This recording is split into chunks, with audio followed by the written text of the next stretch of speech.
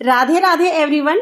आज की वीडियो में हम देखेंगे कि सर्दियों में मैं अपने लड्डू गोपाल जी की सेवा कैसे करती हूँ। सुबह उन्हें कैसे उठाती हूँ, बाद में कैसे भोग लगाती हूँ और कैसे पूजा करती हूँ। ये संपूर्ण जानकारी आपको आज की वीडियो में मिलेगी।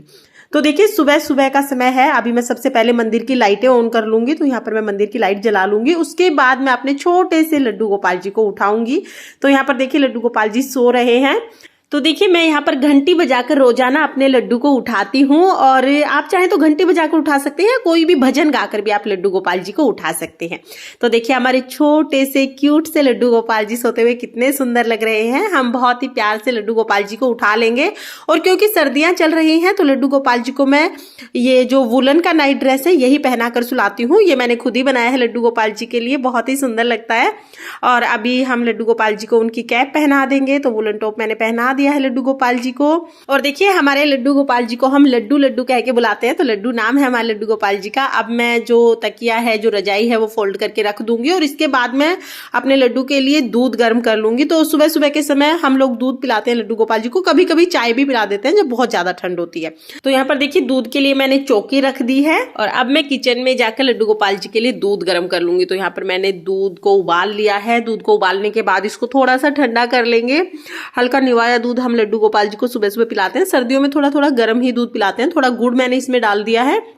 और अब हम ये जो चौकी हमने रखी थी ना, इसी के ऊपर दूध रखेंगे। थोड़ी सी हम इसमें तुलसी जरूर डालेंगे। तो तुलसी दल मैंने इसमें डाल दिया है।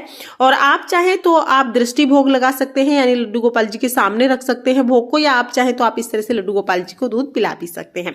तो यहाँ पर लड्डू गोपाल जी दूध पी लेंगे। 5-7 मिनट तक हम दूध को यहीं रखा रहने देंगे। और उसके बाद देखिए, जो ये दूध है इसको आप अपने बच्चों को पिला सकते हैं, घर में चाय वगैरह बना सकते हैं।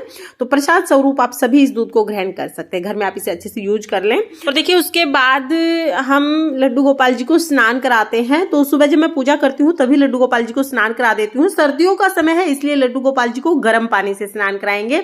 तो यहाँ पर देखिए, लड्डू गोपाल जी के लिए मैंने थोड़ा सा पानी गर्म कर लिया है। हल्का गर्म करना है, बहुत ज्यादा गर्म नहीं करना है।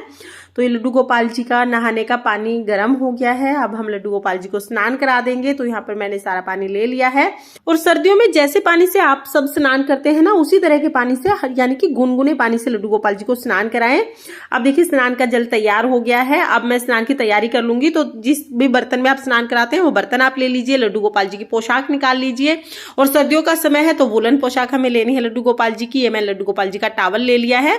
अब देखिए, अब मैं लड्डू को स्नान करा दूंगी। तो अभी जो भी लड्डू गोपाल जी ने ज्वेलरी पहनी है और जो भी कपड़े पहने हैं वो हम उतार देंगे। उसके बाद स्नान कराएंगे। तो देखिए, जब भी आप लड्डू गोपाल जी को स्नान कराएं ना, तो एक ही बर्तन रखें। रोज रोज बर्तन चेंज ना करें। आप चाहे पीतल का, तांबे का, स्टील का कोई भी बर्तन ले लें, उसी बर्तन में आप लड्डू को रोजाना से स्नान कराएं। तो हमने यहाँ पर देखिए, एक ये पीतल की जो थाली है वो ली हुई है। इसी में हम लड्डू गोपाल जी को स्नान कराते हैं। और इस तरह से देखिए, लड्डू गोपाल जी का स्नान हो गया है। जब कोई विशेष दिन होता है, कोई त्योहार होता है, तो पंचामृत स्नान कराते हैं। रोजाना में मैं सिंपल ऐसे जल से स्नान कराती हूँ अपने लड्डू को। इसके बाद देखिए, ये हैंकी है कॉटन का, इसको मैं टॉवल की तरह यूज करती हूँ। अभी सर्दियां आ गई हैं तो अभी तो मैं थोड़ा सा जो मोटे हैंकी होते हैं ना वो ले लूंगी। अभी तक तो मैं कॉटन का ही हैंकी ले रही हूँ, क्योंकि अच्छे से इससे पोंछा जाता है। तो यहाँ पर देखिए, लड्डू गोपाल जी को अच्छे से हम पोंछ लेंगे।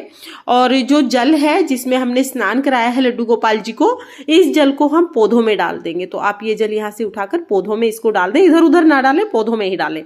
इसके बाद देखिए, लड्डू गोपाल जी की मैं हल्की सी इत्र से मालिश कर दूंगी। तो यहाँ पर मैंने आसन बिछा लिया है सॉफ्ट सा।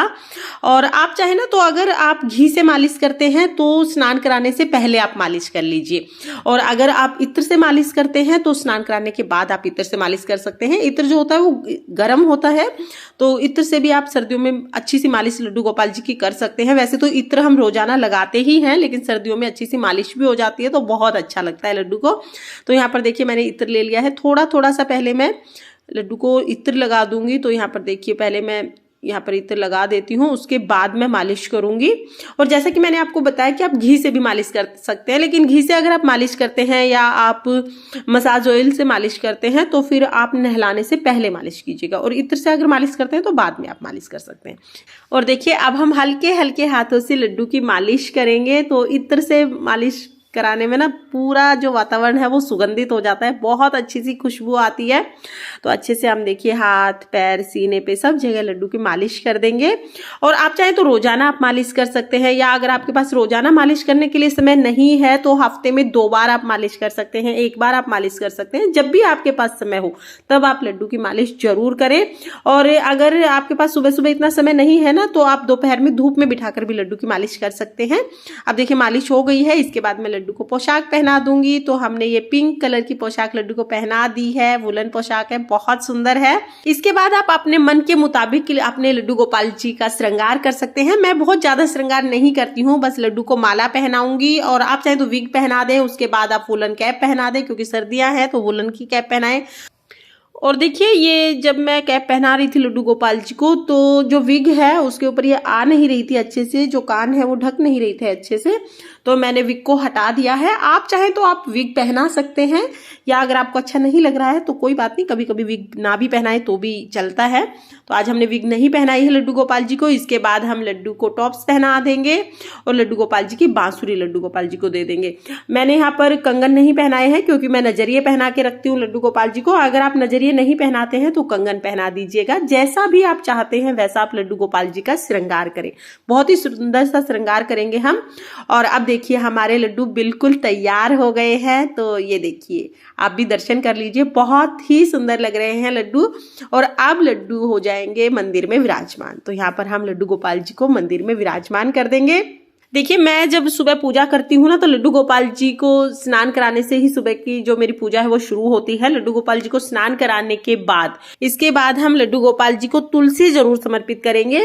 और देखिए एकादशी के दिन और रविवार के दिन यानी संडे के दिन तुलसी को नहीं तोड़ते हैं, तो अगर एकादशी है या संडे है तो आप एक दिन पहले ही तुलसी तोड़ लीजिए भोग के लिए। तो हमने लड्डू गोपाल जी को तुलसी समर्पित कर दी है। इसके बाद हम धूप दीप दिखाएंगे और लड्डू गोपाल जी को हम तिलक लगाएंगे। तो क्योंकि सर्दियां हैं तो सिर्फ मैं चंदन का छोटा सा तिलक लगा देती हूँ लड्डू गोपाल जी को। गर्मियों में तो आप चंदन का श्रृंगार कर सकते हैं या पूरे मस्तक पर चंदन लगा सकते हैं, लेकिन सर्दियों में हम सिर्फ तिलक लगा देते हैं लड्डू गोपाल जी को चंदन का। तो यहाँ पर देखिए हमने लड्डू को तिलक लगा दिया है। तिलक पर हमने अक्षत लगाए हैं, आप अक्षत लगा सकते हैं। अगर एकादशी है तो फिर अक्षत की जगह आप तिल ले सकते हैं। उसके बाद हम अपने छोटे से लड्डू गोपाल जी की आरती उतारेंगे। तो यहाँ पर हम दीप दिखा देंगे लड्डू गोपाल जी को, धूप दिखा देंगे। धूप आप जरूर जलाएं क्योंकि धूप से पॉजिटिव एनर्जी आती है घर में और बहुत ही सुगंधित वातावरण हो जाता है। तो यहाँ पर हमने धूप भी जला दी है, गैया की भी आरती हमने कर ली है। और लड्डू गोपाल जी की जब भी आप सेवा करें, जब भी लड्डू गोपाल जी का कोई भी काम करे तो ओम नमो भगवते वासुदेवाय नमः का जाप करते रहे, या आप सिर्फ राधे राधे का जाप कर सकते हैं। आप देखिए लड्डू गोपाल जी को भोग समर्पित कर देंगे। तो यहाँ पर हम जल प्रसाद समर्पित करेंगे और साथ में ही मैंने ड्राई फ्रूट लिए हैं और फल लिए हैं। तो जो भी भोग अवेलेबल हो, जो भी भोग आप अपने लड्डू गोपाल जी को समर्पित करना चाहते हैं वो आप भोग समर्पित कर दीजिए। और इस बात का हमें ध्यान रखना है कि लड्डू गोपाल जी को शुद्ध सात्विक भोग ही समर्पित किया जाता है, प्याज लहसुन की चीजें नहीं होनी चाहिए। तो इस तरह से देखिए हम लड्डू गोपाल जी को भोग समर्पित कर देंगे। भोग समर्पित करने के बाद आप घंटी जरूर बजाएं और लड्डू गोपाल जी से भोग ग्रहण करने के लिए प्रार्थना करें। तो यहाँ पर घंटी बजा देंगे, हाथ जोड़कर लड्डू गोपाल जी से प्रार्थना करेंगे कि वो भोग ग्रहण करें और पूजा में रही कमियों के लिए हमें क्षमा करें। इसके साथ ही अपनी मनोकामनाओं को पूर्ण करने के लिए प्रार्थना करेंगे। उसके बाद देखिए 5-10 मिनट तक हम भोग लड्डू गोपाल जी के सामने ही रखेंगे। उसके बाद आप ये भोग घर में सभी सदस्यों को प्रसाद स्वरूप बांट सकते हैं। तो यहाँ पर देखिए जो फ्रूट मैंने लिए हैं वो मैं उठा लूंगी और जो मैंने यहाँ पर ड्राई फ्रूट भोग स्वरूप समर्पित किए थे वो मैं जल प्रसाद के साथ ही रख दूंगी, क्योंकि लड्डू गोपाल जी बाल स्वरूप हैं और बच्चों को भूख बहुत जल्दी लगती है। तो जब भी उनका मन करेगा वो भोग ग्रहण कर लेंगे। आप चाहें तो आप मिश्री भी रख सकते हैं, या इसकी जगह पर मिश्री भी नहीं है तो आप चीनी रख सकते हैं। और अगर आपके पास तुलसी नहीं है तो तुलसी की जगह आप तुलसी माला भी ले सकते हैं। इस तरह से आप तुलसी माला लेके लड्डू गोपाल जी के पास ही रख दीजिए। उसके बाद आप लड्डू गोपाल जी को कोई भी भोग समर्पित कर सकते हैं। तुलसी होना बहुत जरूरी है क्योंकि तुलसी के बिना लड्डू गोपाल जी भोग ग्रहण नहीं करते हैं। तो सर्दियों में सुबह सुबह इस तरह से मैं अपने लड्डू गोपाल जी की सेवा करती हूँ। हो सकता है कि आप मुझसे बहुत अच्छी तरीके से लड्डू गोपाल जी की सेवा करते हो, क्योंकि मैं बहुत ही सरल और साधारण तरीके से अपने लड्डू गोपाल जी की सेवा करती हूँ। मेरा मानना है कि हमें वही नियम अपनाने चाहिए जिनको हम निभा सकते हैं। अभी मैं ऐसी सेवा नहीं करती हूँ कि आज तो मैं बहुत ही ज्यादा सेवा करूँ, बहुत कठिन तरीके से लड्डू गोपाल जी की सेवा करूँ और बाद में धीरे धीरे करके वो सेवा छूट जाए। तो इस तरह से मैं सेवा नहीं करती हूँ, बहुत ही सरल और साधारण तरीके से सेवा करती हूँ ताकि मैं हमेशा उस सेवा को निभा सकूं।